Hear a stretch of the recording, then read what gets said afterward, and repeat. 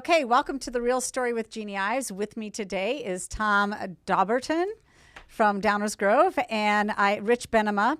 They're two parents who have students at Downers Grove, and we're here to talk about the school situation. Before we begin, though, let me just have you each sort of introduce yourself to our audience and let people know why you're here. Okay. Okay. I'm Rich Bennema. I'm born and raised in Downers Grove, and I'm actually a 1990 graduate of Downers Grove South, and currently have one sophomore at Downers South.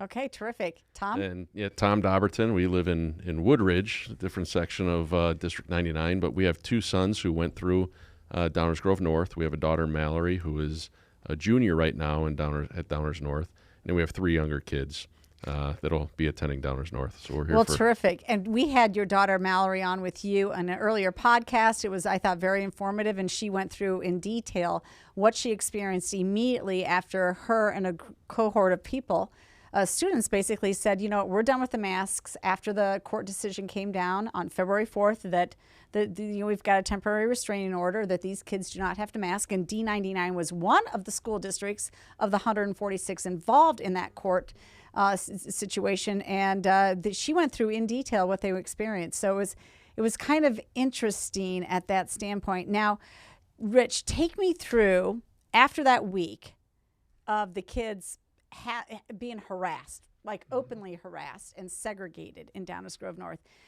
Something changed. Something happened on the way to their decision. So you tell me, what was the fault line? What was the thing that made the superintendent, Mr. Thiele, finally get the school board together to decide on a different way forward? Well, there's a couple factors that play into it. The reason I'm asking Rich Sure. this is because prior to, we had a short conversation ahead of this, and he said something that I think is absolutely true. I want him to point out what he thinks is the reason that the superintendent came to the table over masks, because you are spot on, in my opinion. There's probably a list of reasons. Mm-hmm. Number one, by a long shot, I would say, is a couple hours before he called for an emergency meeting, Naperville, District 203, voted to go mask optional on Sunday. A couple hours later, he said, hey, we're going to have an emergency meeting on Monday. So I think that probably influenced it more than anything else. Yes, because I think your assessment of these superintendents is spot on, is that especially in the case of yours, he doesn't want to be the first out of the gate to do something different, and he certainly doesn't want to be the last one either. He's always just kind of in the middle of the pack, following the crowd. Again, I've said it repeatedly. A lot of these superintendents they're very perfunctory in their jobs. They're very administrative mindset.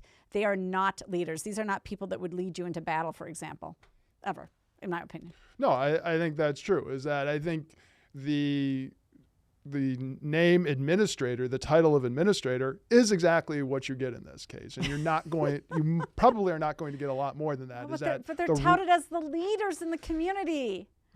Yeah. And what we have been seeing is that through this, I think in the last 2 weeks, we have seen which superintendents are the leaders and which are just the administrators who are just following the rules and just doing as they're told. Well, speaking of that, we have quote unquote leaders in Springfield who have basically been playing along with the governor's orders until some of them got a little bit of courage. And there's 5 state reps that teed this up, that started this conversation on Tuesday. Now, I'm going to give them, I'll give them a little bit of space here. They know that they're outnumbered by far down in Springfield. Republicans are outnumbered. So they knew it was kind of a losing battle to try and fight some of this. All right. They could have gone the court way, though, and I think they should have gone. Looking back, I think all of them would agree they should have sued earlier. But they didn't. And then their spring session, they only met for 1 out of 15 days until they finally came back this week to go to Springfield. And so 5 of them decided to have a fight over the mask rule that's on the House floor. So we have a little clip from one of them. We're going to put on our headphones so we can listen to the clip, while our audience who's listening in will hear it as well. So, JP, if you could play the first clip of Dan Calkins. This is State Rep Dan Calkins from Decatur, Illinois, making an argument about getting rid of the masks. Calkins, for what reason do you seek recognition?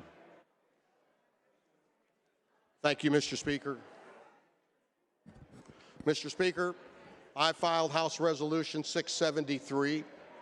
Under House Rule 18G, I move that the resolution be discharged from House Rules Committee. I ask for a recorded vote on the motion to discharge. Under Rule 49, any vote shall be by recorded vote whenever 5 representatives so request. There are at least 5 members on my side that wish for a recorded vote on the motion to discharge the resolution from the House Rules Committee. I believe that resolution is, or that motion is out of order, Representative. I believe that motion is out of order because of requirements for unanimous consent. Leader Manley, for what reason do you seek recognition? Mr. Speaker, I object to the motion. Representative Calkins. Thank you. I wasn't quite finished. Mr. Speaker, we specifically requested a roll call vote on my motion pursuant to the rights granted in the House rules and the Illinois Constitution. Your ruling that a vote is not necessary is a breach of the rules and should be corrected immediately. Mr. Speaker, under House Rule 57A, I move to appeal the ruling of the chair that there be no recorded vote to discharge House Resolution 673 from the House Rules Committee. Representative, I think the rules are clear. Your motion would require unanimous consent. There is not unanimous consent. Representative Calkins. Yes, sir. Thank you.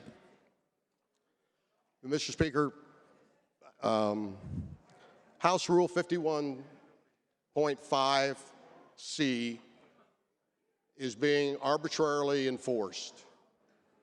That rule is being used to single out individual members of this body, and therefore I ask you under Rule 51.5C to remove from the House chamber all members of the House of Representatives who answered the quorum call today, February 16th, 2022.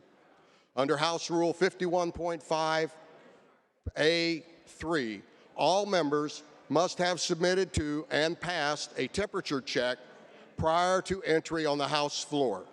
No member who is on the House floor has taken and passed a temperature check prior to entering the House floor.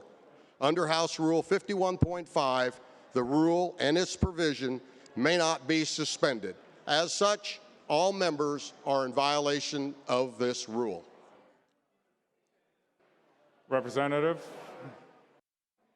understanding the concern you raised, to be sure that all House rules are followed appropriately, doorkeepers and House staff will come into the chamber and they will be taking the temperature of every person who is present in the chamber to be sure that everyone was temperature checked according to the House rules. So we will proceed down that path.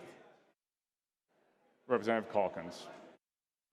Mr. Speaker, I believe number 3 have submitted to and passed a temperature check prior to entry. 51.5 Rule C, or 3, excuse me, A3. A3 have submitted to and passed a temperature check prior to entry. That rule cannot be suspended or amended, and we either follow all of them or we follow none of them. Representative? Representative, we do not know who did or did not have a temperature check complying with that rule coming into the chamber. So to be certain that we're doing this accurately, we will be testing everyone in the chamber right now. So you just heard Dan Calkins here. He's arguing the fact that they're not even complying with their own mitigation efforts in the Springfield. And so why should we comply with masks in the wake of the TRO? What have you noticed? Have you noticed something similar in the high schools? Yeah, what happened on Monday's meeting is you see them, they keep trying to move the cheese, right? They keep trying to move the target. Is that for everything that we've been hearing, it's been about, well, it's about your percent positivity or it's about your 100K number. all of a sudden on the Monday meeting, Dr. Thiele gets up and says, well, the health department is now saying that it's based on pediatric emissions, which never, first time they've ever mentioned anything about this statistics ever. And all of a sudden now this is coming in, and this is going to be the deciding term of are masks working or not in a state. And so they're just, it seems like they're just looking around and trying to cherry pick something, because all of a sudden when cases and percent positivity are, they're finding out that these are not as reliable as they thought they were. They're just grasping for something. Not to mention, if we look back to 2021 when they started to lift the indoor mask mandate in June, right? You have higher case positivity rates than then. Right now, you have higher hospitalization rates than then, but they know politically they need to back away from this, so they're not following their own science or their own data points that they used in the past, so they're making things up as they go. Right. I was looking at it today. We are, as of the numbers yesterday, we are back to Thanksgiving. We've gotten back to the same percent positivity and the same 100K, this is for DuPage County, as we were over Thanksgiving, which things were starting to go up a little bit more. We are nowhere near to where we were in the summer. We still, cases have fallen significantly, sharply, is that with Omicron coming to an end, we topped out at a 100K of 1,800. 1,800, right? Remember that the CDC considers high transmission to be anything over 100. We were 18 times that. and so, which is like, okay, shouldn't that have something else? Shouldn't that be super high, mega high? But no, anything over 100 to infinity is considered just to be high transmission. I mean, if they want to like extrapolate their mitigations based on that, I mean, we should all be walking around in bubble suits. Yeah, the consistency has been a challenge, and even on the Monday board meeting, they had the principals present, and remember, Principal Schwartz, he stood up and he said, the kids need consistency. He said, our kids right now. Not even just the athletes. You got the athletes that are going and playing sporting events, but then you also have the mathletes. You have the chess club. You have these kids that are going and facing other kids. Our kids are masked. The kids that they're sitting against are not. And so there's no consistency. And so now you have the principals of the school saying, all right, enough. We need consistency for our kids. They walk out the doors. They can go to a sporting event. They can go to a restaurant. All these places that are maybe less safe than the school, yet they're masked in the school. So you got the principals even asking for consistency, and the board's not willing to give it to them. And there's more than that. You can have it within your same house in Downers Grove right now, is that the elementary and middle school kids are mask optional right now. That's a good point. So your high school district is a high school district. It is not a unit district. So you have different rules for D58 than you do for D99. Right. And, so that is a whole nother issue. Like, we should have unit districts. Arguably, though, CPS is too big of a unit district, and so is Elgin. They should be broken apart. So there is some nuances that I think need to happen there.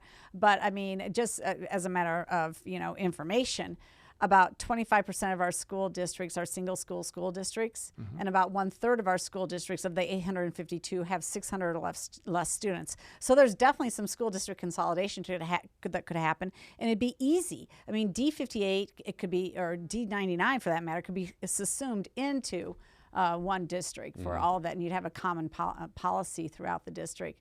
You're right. That's terrible. Yeah, and you're seeing the inconsistency of it, and all of a sudden you're starting to see middle school parents in District 58 who are starting to wake up and say, what is my student in for in 1 or 2 years? Right. Is that they're seeing that, and it's been something that's been happening throughout the pandemic, where District 58 is acting one way, District 99 is acting in a more restrictive way, and it's making parents of elementary and middle school kids nervous, rightfully so, because they're worried about what's in store for their kids once they get into high school. Well, and then you can walk right over to a neighboring school district for which that you compete against, and they're mask optional. So I mean, it's just nonsense. So, okay. So then you guys have this board meeting, and essentially Hank Thiele splits the baby, or the board rather. The board's in charge. They're responsible here. They split the baby. They decide to go mass optional, but not till February 28th. Is that what I heard? Yeah. He originally, it was supposed to be today.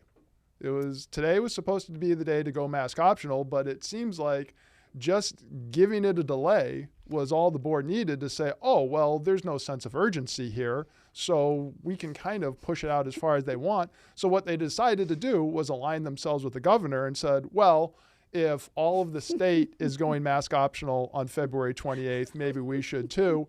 And that convinced enough of the holdouts on the board to say that they'd be willing to go along with that. Yeah, and 2 board members early on in the conversation said, let's end this immediately. I think Davenport called out and said, we need to end this thing immediately. And the other board member, Jenny Hagstrom. Jenny Hagstrom.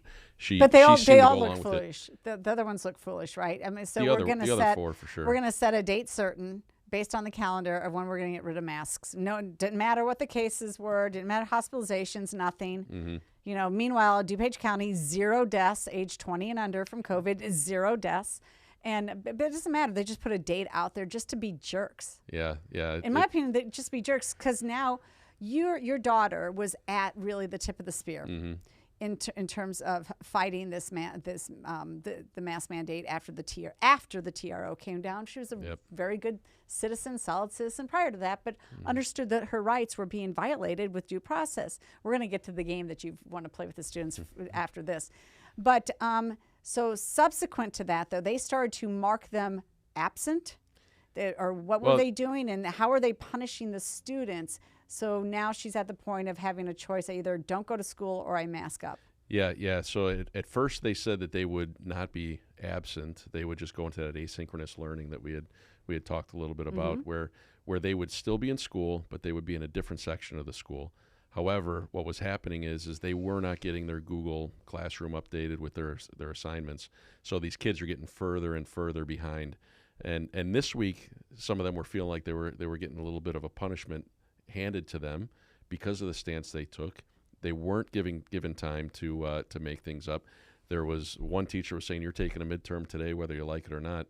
And they backed off that. Like, luckily, enough kids parents started voicing some concerns that we can't, we're not ready for these midterms because we've been out for a little while. And you weren't updating Google Classroom like you said you were going to do.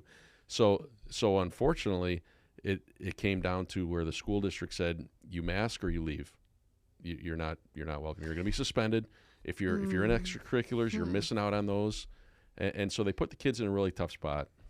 Well, this is interesting because did your school district take the fake snow day on Wednesday and everybody went remote learning? Yesterday, Yeah, so they could easily tap into remote learning for the fake snow day that never exists. The snow didn't come till like 3 p.m. Yeah, but they could not get no learning. They could not get asynchronous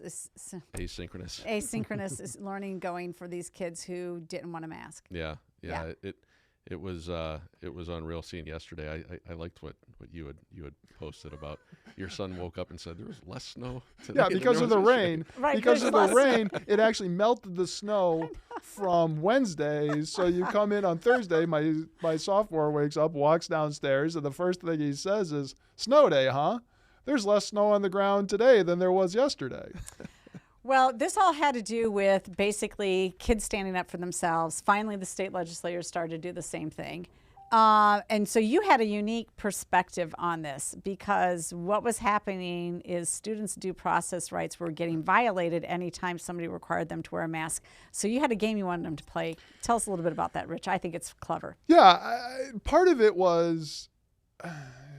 it was getting frustrating to see kids essentially cutting off their nose to spite the administration's face. It obviously wasn't working. It was the kids who were bearing the brunt of the punishment. Yes. And yet, for everything that they're doing, all the terrible stories of the exclusion, of the locking them in rooms, of putting them in places without a desk, perhaps with poor lighting, definitely without access to assignments or any of this out, sending them home, all of these things.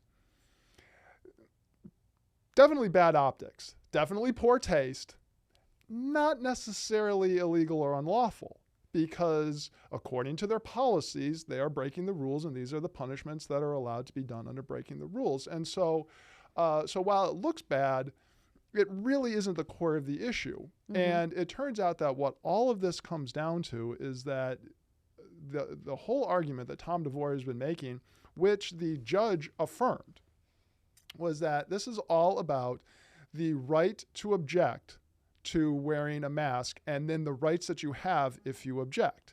Is that under the IDPH Act, if you object to wearing a mask, which is by law considered to be a form of modified quarantine, if you object to a quarantine, there are two options. They either have to let you go, or they have to provide you with a court order obtained by the health department for your specific case saying, no, you must wear a mask even against your objection.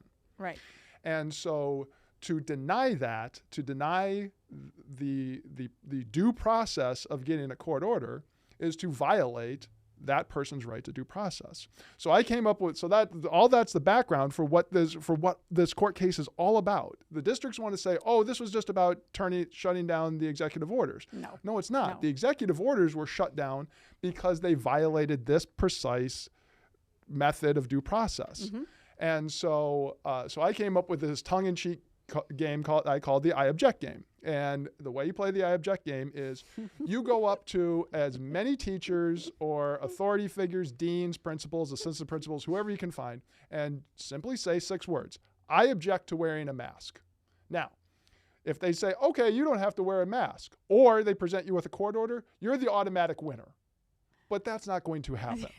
You're going to get a response of anywhere from too bad, put it on, to I'm sorry, I'm on your side in this, but my hands are tied. Doesn't matter. Whatever the response or whatever the range is, your right to due process has been violated. You get 1 point. Write down the time, the date, the person you spoke to in your scorebook, and for however long masks are required, whoever gets the most points wins. Now, we're not talking about winning any prize. This is just bragging rights. Remember, this is all just for fun. Yeah, just for fun. But it's basically how many violations can you collect? So do you think your kids have learned something about life, politics, the law? What do you think? For sure. Mallory is so interested now in what's going on locally, what's going on at a state level, federally.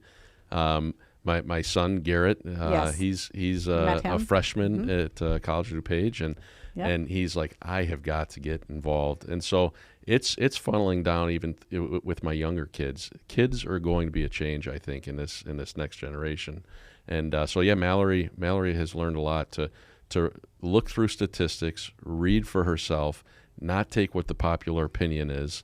It's been good. I think it's been a real learning experience. Well, a couple other people got a learning experience, and that's when JCAR met the following day on Wednesday and made an additional ruling that was really important to this case. JPR, do you think we have the audio on this tape from Adam Niemerg, state rep, or not? We can try. Okay, we're going to try and put the audio on. This is Adam Niemerg, state rep, along with Blaine Wilhauer and Chris Miller. We're going to just hear a part of it at the very beginning. Adam Niemerg, it goes through the JCAR ruling and what happened. And this happened on Wednesday of this week. Good evening, folks. Hope everybody is doing well. This is State Representative Adam Niemerg. I'm coming to you live from just outside the chamber of the Illinois House of Representatives. Folks, it's been an interesting week so far. I hope you're doing well. I hope everybody has a good start to this week, but just to kind of dive right into it while we're up here in Springfield, there's been a few things that have happened the last couple of days, one of which is a JCAR, Joint Committee on Administrative Rules. They ruled on the IDPH when it comes to the school mask mandate. They suspended the rule. So right now, there is no rule in force in the state of Illinois when it comes to masking our children. So folks, I want to say thank you for standing up. Thank you for standing firm on this, to all the school board members, to all the teachers, to all the parents. Thank you, because as of right now, JCAR has suspended the rule. There is no rule. But before that rule was suspended, my colleagues and I, these two awesome guys you see right behind you, Representative Chris Miller, Representative Blaine Wilhauer, and also Representative Dan Calkins and Representative Brad Halbrook, we decided to take a stand, folks, because if a 7-year-old has the courage to stand firm and to say enough is enough, if they have the courage to be ostracized, embarrassed, or segregated in their own schools for not wearing masks, we can surely do that, right, folks? We can surely do that. We can stand on principle. We can stand on integrity. So yesterday we're called into session here, and everybody was we put out a statement saying that we were not going to be wearing masks on the House floor, and I'll let these two gentlemen talk a little bit more about the House rules and decorum when it comes to that. Okay, that's good enough. We heard what we wanted to hear. So yeah, those are 3 of the 5 standout guys who on Tuesday said we're not going to wear a mask, and then the JCAR ruling comes down. And the JCAR ruling comes down, and I would think at this point now it's a 9-0 decision. 2 people abstained. I think 1 was absent. So because it's a committee of 12. At least 1, I think both voted present. Mm-hmm. Okay, yes. Okay, so but you had 9. And in order to get a rule, any sort of ruling in a JCAR ruling, you actually need to have a bipartisan vote because it's an evenly split committee. It's 8 and 8. So you had a bipartisan agreement here that we are not going to reinstate the IDPH rule on masking in schools. So that was a victory. And it should have been, I mean, you know, your take on this is a little bit differently. You think it's pro forma. They saw the writing on the rule on the wall from the TRO. I would agree with that. But knowing how political it is down there, the fact that you did get some Democrats to agree, and I'm going to follow up with this in another vein, to just tell Pritzker, no, enough is enough, we're done with this, that actually was pretty good. I'm not saying, they're not getting a courage award. Don't trust me, they're not getting a courage award, and neither are the state reps. You know, like Niemerg finally admitted, you had 7-year-olds taking the punishment. So it's shocking to me then that you still have school districts in the wake of the mask rule being declared void by JCAR as well, not just the court now, the JCAR. So that rule affects everybody, every student, every school on masking. And Downers is still playing the game that you got to wear a mask till the 28th. Well, and I can understand what the hell's wrong with these people? And here's what happened. Okay, it turns out that the JCAR ruling ended up having more influence on the appeal ruling than possibly it should. But as far as influence on school districts, I can completely understand that because all JCAR did was, after Tuesday, reset the rules to where they were the week before under the TRO. Is that the only difference from February 4th of the TRO to the ruling was Monday.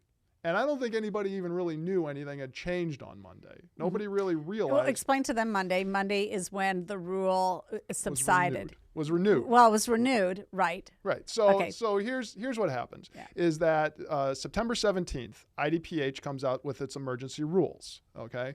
By law, an emergency rule can only exist for 150 days. Counting September 17th as day 1, that means that these rules expire on February 13th, okay? On February 4th, the TRO rules that these were null and void. Right. So it wipes them out. Something that was set to expire 10 days later anyway.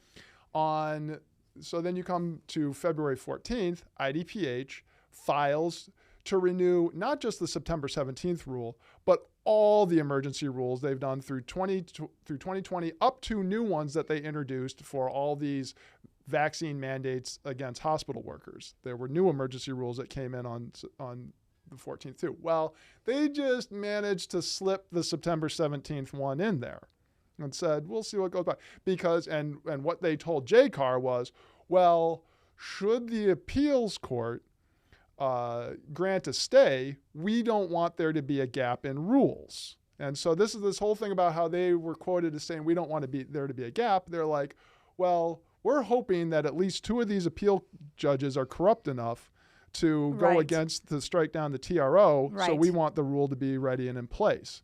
Right. The JCAR comes back and says, you cannot extend a rule that is under TRO. And that's all they did. They just stopped them from doing that. Now, so you're saying JCAR made a legal argument rather than a policy argument in deciding that the mask rules go away. You're saying that they made the legal argument that the rule was subjected anyway to the TRO action, and so that superseded any other thing, and we're not going to rule above a TRO that's currently in place and under appeal. Yeah, a little bit. That's what you're saying. Yes, is that they did. That's a good point. Yeah, they Valid. did. I never thought about it that way. They affirmed, and repeatedly, two of the senators quoted Curran, and John Curran, he's the local guy, and Sue Rezin were both quoted affirming due process, which is what this is all about, as reason for going against this. But basically what they're saying is, I don't know that they're making a legal argument, because that would be for the courts. They were basically getting on a technicality, saying you can't renew something that doesn't exist. Is that this is void, this is empty under the TRO. This doesn't exist today. Right. You can't renew something that doesn't exist. But that is sort of, they're buying into the legal argument. Then they're not making a legal argument, that they're agreeing with the legal argument that the initial rule was illegal and void because it violated due process. So they were agreeing with that argument. Even in the wake of the appeal, they're saying we're not going to go forward. So very good for them. That's great. And you're right. It didn't take a huge act of courage to do that. Right. And that is the win of the JCAR, is that you have the legislature backing up the circuit court judge's ruling, saying, yes, the circuit court judge identified that this is about due process, and she was right to do so. Well, the good news here, too, though, is that I think it exhibited to a lot of people that, well, first of all, the legislature's been absent for 24 months, right? Because it's been 24 months of continuous emergency orders by Governor Pritzker, and only the first 30 days, only that one was actually, in my opinion, valid. Which was in the TRO. Right. The TRO, in two different spots, said the legislature had 550 days to do something and did not. And they did not. Yeah, and they didn't act. Right. So finally, the legislature said, oh, gee, maybe it's time to take back some of our power. Well, shame on the Democrats who run everything, because Republicans did file bills to limit all of this action and have him have to go back to the legislature for approval of some of his orders. Not saying that they wouldn't approve him, but you would have to go back and get the approval. Well, and even some Democrats, even the Democrats on JCAR, the ones other than the two who voted present, the others voted to block this as well, because I think even they understood that this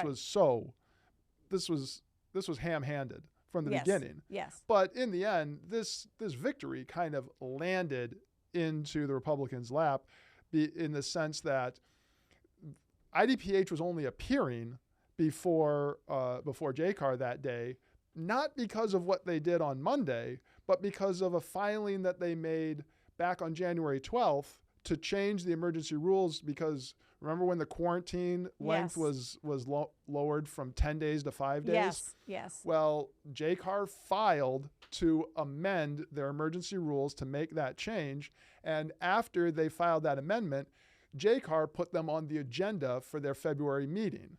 And it just so happened that these things lined up one day, and Sunday the emergency rule expired. Monday they renewed it. Tuesday was the meeting. Right. So it's just a matter of circumstance that they even covered it, because as near as I can tell, JCAR never put the September 17th rules on their agenda in the first place. Right. And so what we do know is that the legislature, while they were fine with JCAR doing this,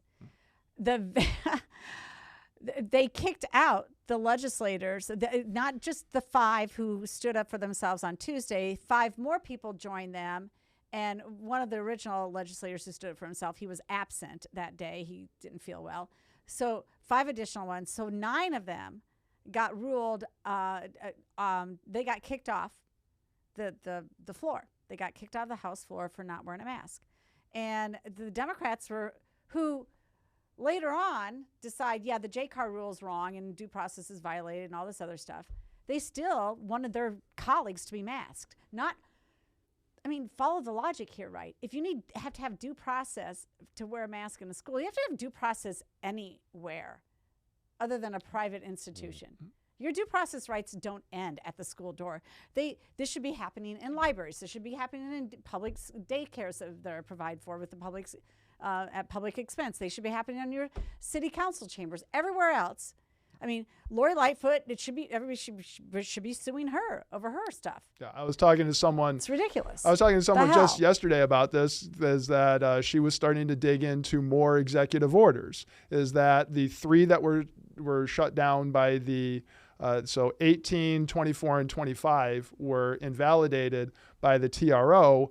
Well, there's this Executive Order 22, which requires masking for everyone over the age of 2 who can medically handle it in any indoor space. And she's like, isn't this illegal? And I had to respond back, yeah, but you'd probably have to take them to court just the same way that DeVore did. Yeah, absolutely. So apparently we're, legislating via the court system at this point. Tom? Yeah, I was just thinking we're starting to see a little bit of a gap in their argument. Oak Lawn, we were talking a little bit earlier about. Yes, tell us about what's happening in Oak Lawn. This is very interesting because they're one of the holdout districts that insists that students have to remain in masks despite the TRO, despite the JCAR ruling, and what's happening. It's very similar to District 99, where they're saying we have a process in place that says our students must be masked. And so one of my friends, a guy named Scott there, his son is in District 229 in Oak Lawn. That's their high school district. Their high school district, and he's got another younger son in District 123. And his son this morning said, Dad, I'm not going to school with a mask. I'm done. They have a policy in place. They have that they're going to stand by. And he told his son, go ahead, stand for what you believe in. So his son showed up to school today without a mask. And they said it's in violation of their policy. And he stuck to the due process. He needs his due process. And what happened? They send him back to class with a written note that says, Scott's son, I don't want to say his name, but he can go to class without a mask on, and he carries it around in class today. So I think awesome. People are we're getting some small victories, and I think schools are starting to realize that they haven't been given due process, even though they have this policy in place. But speak from your heart. I mean, you guys weren't like overly political before all this started. I've been pretty much involved in DuPage politics for a while, and I really didn't know you prior to these conversations starting.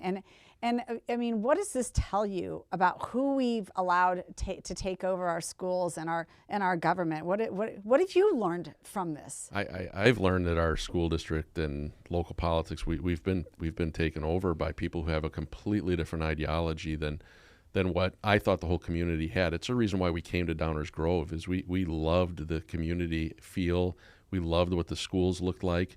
But now I'm starting to realize, as I've kept my head down and focused on my career and raising a family, there's some people that have gotten a hold of the school districts that really are taking it in a way that is way different than what I've ever What does it tell you about these folks who are fellow Americans? What does it tell you about the rugged individualism that we are sort of personifies our history, the we can do things on our own. We don't, we're for smaller government. We don't want people telling us what to do.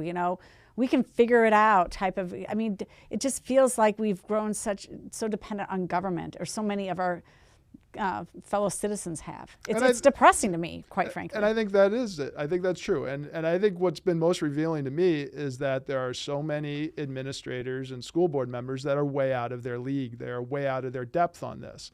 And it makes sense. Nobody signed up for the pandemic. Nobody foresaw this. And so when they went in this with the idea of public, socialized schooling, big government, big schools. District 99 has just gone through a massive rebuilding project. And the place is a Taj Mahal. It is. It's outrageous. It's gonna be, yeah. But you're a graduate of that school district, and you did just fine without all of that. Well, and that's just it. Is that this is the second building project? When I went there were about 3,200 students at Downers Grove South. Well, soon after I left, it ballooned up to 4,000. And so they were putting kids in trailers out in the parking lot. And so they needed to expand the footprint of the school. So it took 20 years to pay for that. Well, you come back, there's not 4,000 kids there. There's closer to 2,500 now. Right. It's smaller than it was when I was there. And yet they had this huge footprint, but they said, oh, well, the 20-year bonds, why don't we just not change your taxes at all? We're just going to keep that going, and we're going to do another building project. So it's now bigger. There's now a larger footprint to that school than there was when they had 4,000 kids in there, and yet they have 1,500 kids less. So you've got these people that get elected to the school boards because the unions want them elected. Let's be honest, the unions elect the school boards because so many people stay at home. They don't know who to vote for. There's not enough attention on this. And they're weary of politics after having just gone through a November election to come back 5 months later and figure out that 95% of their property tax is on the ballot in their spring elections of the odd years. And so they're weary. I mean, we're just weary of government in the state of Illinois. So we're just like kind of want to bury our heads, and we can't. They've been taken over by, I honestly believe, people that are not qualified to make decisions like they're making. I truly, truly believe they don't have the background and they don't have the willingness to want to learn the details that would give you better public policy.